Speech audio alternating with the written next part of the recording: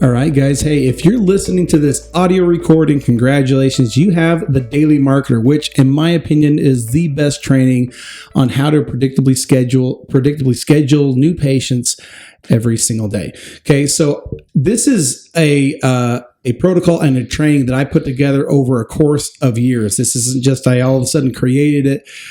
It started back when I was actually consulting with my good friend, Dr. Sonny Gill, who's here today. So hello. Say hello. Thanks Sonny. for having me. Yeah. And we're also joined by Dr. Chad Woolner. Chad, thanks for coming, buddy. No problem, man. Glad to be here. I thought it would be really helpful in this audio recording to invite my two friends here to kind of go through it. One, Sonny, a lot of these protocols and a lot of these systems are derived from his protocols. And I have since taken them to another level because we've worked with a lot of clinics to try and get optimized results out of their leads. Okay. So today I really want to cover the why, the how, and then the tactical approach to following up with leads, ultimately to get them on the books and then get them converted to care. Okay. And just for the record, we're not Sam's only two friends.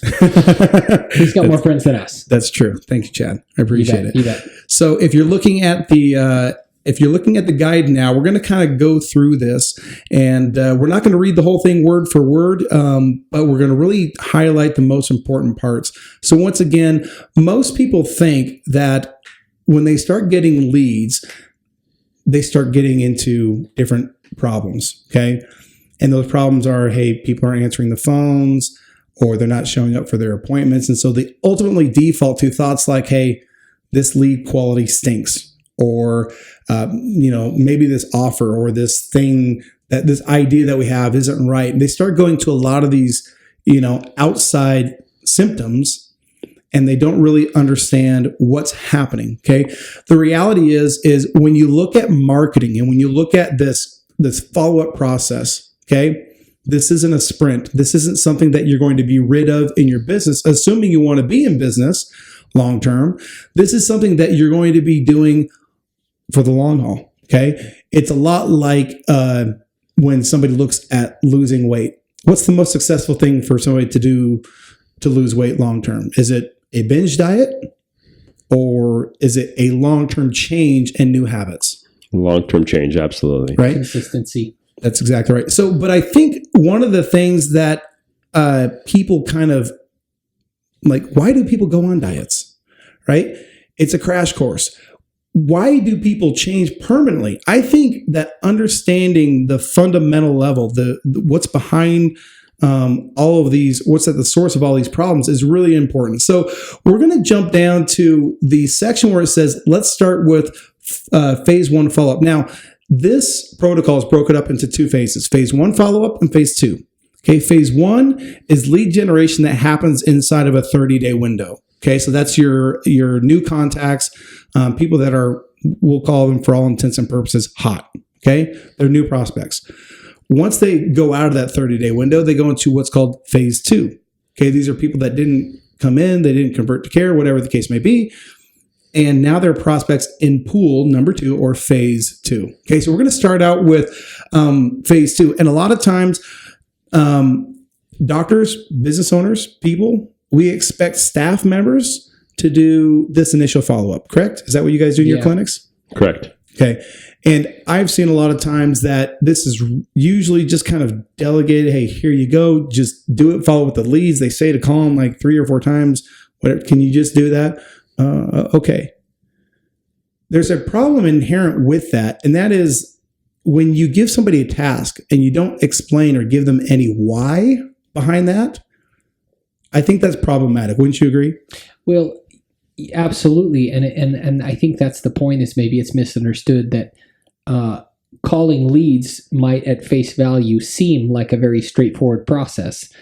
But when you look at the effectiveness of just the, blind, just make some calls, give it a shot, not terribly effective at all. Right. And so that's to your point there. You're exactly right. Is that if it's handed off without some specifics, and again, I think one of the reasons why oftentimes it's handed off without specifics is the assumption that calling leads, what is there to it? You just pick up the phone and press buttons, and then when the other end answers, you speak. Or if they don't answer, you leave a voicemail. Right. Done. That's the protocol. Right. No, that's exactly right. So the first step in really for staff to buy into this, okay, for whoever it is that's doing the follow-up, for them to buy into this, I really think that it's fundamental to understand why. Okay, why do this? And so the first part of this protocol really dives into the data, the information. And I don't want to spend a lot of time on data information, but this data is extremely important. So I picked 3 of the biggest, like the juiciest parts out of this case study to share with you guys. Now, this was a case study done by Velocify. If you're listening to this and you want the actual case study, all you need to do is email sam@25thwest.com and I will send you the entire case study. It's pretty long, but these points here are the most applicable to what we're talking about today. Okay. So they, in this case study, studied 3.5 million leads. And here's what they found. So the first one that we're going to talk about is the impact of lead response time. Now, this is an audio series, so you can't see this. And can I just interject real quick too? Sure. 3.5 million leads trumps the 15 or 20 that you tried that didn't get good results. Right. Yeah. Right. That's my point, is that you can extrapolate a lot more conclusive data and or conclusions in general from 3.5 million than the 15 or 20 that you tried and failed with. That's exactly right. It's easy to get discouraged, but this information that we're sharing, that's why I'm sharing this, is because I want data to be part of the conversation, right? So in figure number 1, the impact of lead response time. If you look at the graph, this is a graph from left to right. 1 minute, 2 minutes, 3 minutes, 30, 1 hour, 5 hours, 24 hours. The impact of responding to a lead within these short time frames can make a huge difference. Meaning, if you're getting leads right now and you're not getting to them within 15, 20, an hour, if you're getting that, you can double, triple your results just by closing the gap on the amount of time that lapses. 1 minute, there's a 391% greater chance of you getting success over if you wait, a day. And this is real. It's okay to call someone after 1 minute of getting the lead. There's a misconception that you're being too forward or forceful. It's okay to call within seconds to minutes. We're not talking about a girl chasing a boy or a boy chasing a girl in high school in terms of the taboos of should I wait to call. That's not what we're talking about here. We're talking about business. Yeah, these are people in pain, and most of the time they appreciate that immediate response, because in the real world, most businesses will wait days before they even call their leads. Yeah. To case in point, a manufacturing company that shall go unnamed, I've been reaching out to them to do some contract manufacturing for a topical pain reliever. They still haven't. It's been over 2 weeks. I've sent them 3 emails and 2 voicemails. They still have not reached out to me. So I can conclude one of 2 things. Either business must be crushing it for them, or they just don't care. Right. So you're top of mind. Take advantage of that opportunity. So that's figure 1. Figure 2. All right. This is the other thing that I see all the time. Okay. And actually, so figure number 2 shows it's titled 6 calls equal success. Okay. And to the right of it says, here's a shocking stat. Nearly half of every lead generated is never called a second time. Okay. And in my experience, and from having monitored this through several clients of ours, even that's generous. Okay. So the idea that a lead is going to show up on its own is not realistic, and it's not the real world. Okay. So what does 6 calls mean? So that means that you need to continue, the fortune's in the follow-up, right? You need to continue to at least 6 outbound calls at appropriate times before you say, okay, this person really needs to go into another mode of communication. Okay.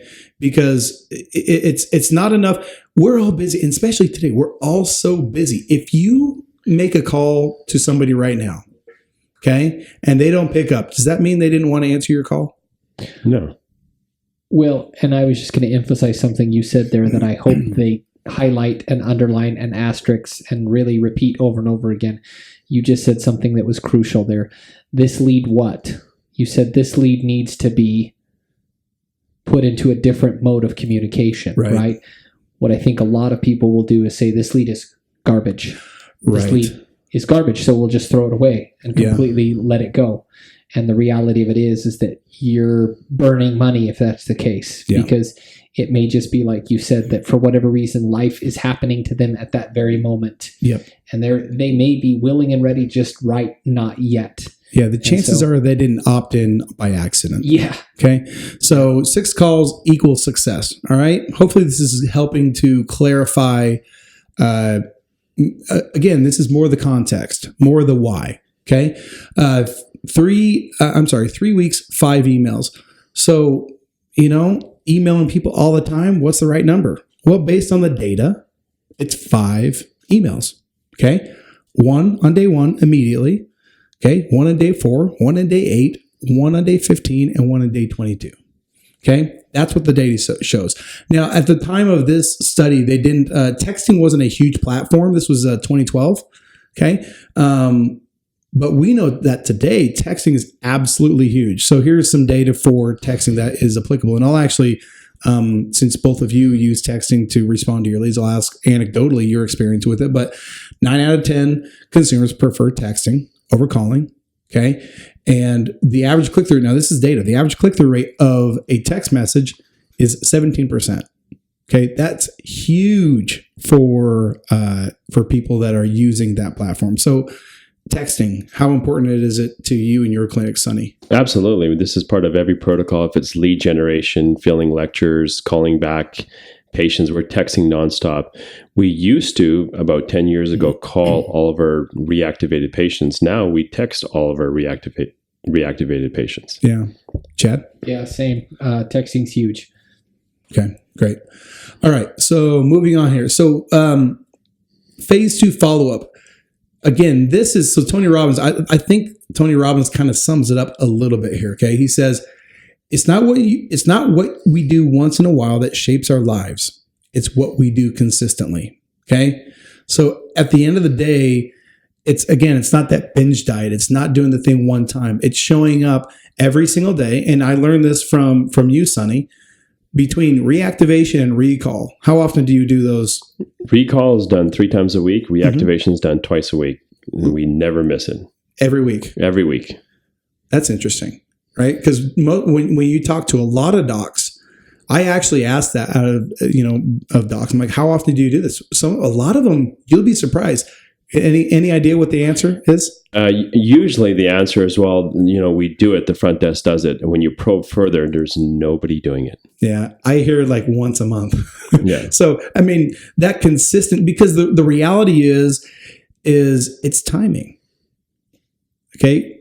Either the need isn't as urgent now as it will be in the future, or they're busy now. There's so many things that could happen, but the idea is, we want to do this every single day, a portion of it every single day. And it doesn't take that long, right? If we have a system around it, it doesn't take that long to do it.